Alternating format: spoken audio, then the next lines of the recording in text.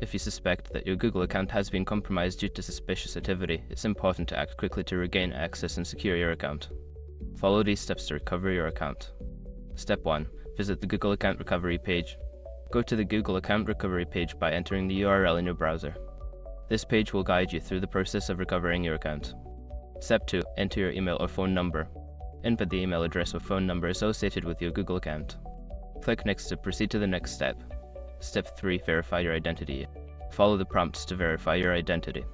This may include receiving a verification code via SMS or email. Enter the code when prompted to confirm your identity. Step 4. Change your password. Once your identity is verified, you will be prompted to change your password. Choose a strong, unique password that you haven't used before to enhance your account security. Step 5. Review account activity and security settings.